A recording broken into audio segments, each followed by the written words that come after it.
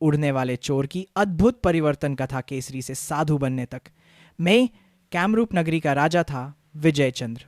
उसी शहर में रहता था व्यापारी सांगदत्त, ईमानदार, पर उसका बेटा केसरी एक कुख्यात चोर। पिता ने लाख समझाया, पर केसरी की आदतें नहीं बदलीं। आखिर थक कर पिता राजा के पास पहुंचे।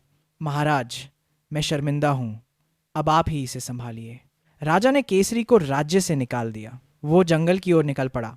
रास्ते में उसे एक तालाब मिला। वो पानी पीकर बैठा ही था कि अचानक आकाश से एक व्यक्ति उतरता दिखा। उसके पैरों में थे जादुई उड़ने वाले चप्पल।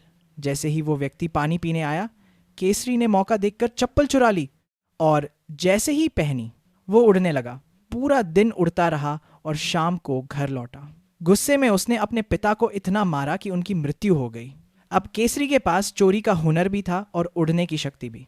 रात में चोरी करता, दिन में जंगल में छिप जाता। पूरा राज्य उससे डरने लगा। राजा ने खुद उसे पकड़ने का निश्चय किया। एक सुबह राजा को जंगल में सुगंध आई।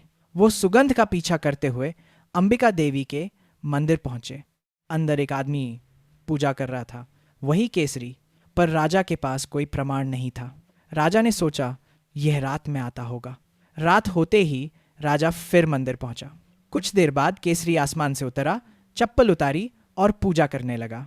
जैसे ही वो बाहर निकला, राजा ने उसे पकड़ने की कोशिश की। घबराकर केसरी चप्पल गिराकर भागा। भागते भागते उसके मन में पहली बार विचार आया, मैंने क्या क्या पाप किए हैं, अब कहाँ जाऊं। उसी समय उसे जंगल में एक जैन मुनि मिले। उसकी अंतरात्मा जाग उठी। उसके पापों के कर्म क्षीण हो चुके थे। वो रो पड़ा, मुझे बदलना है, मुझे मुक्ति चाहिए। और वहीं उसने दीक्षा ले ली। जब राजा पहुंचे, उन्होंने केसरी को साधु रूप में देखा।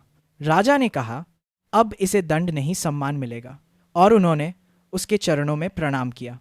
राज्य में फिर कभी चोरी नहीं हुई। केसरी ने जीवन भर धर्म का प्रचार किया और अंत में स्वर्ग गया।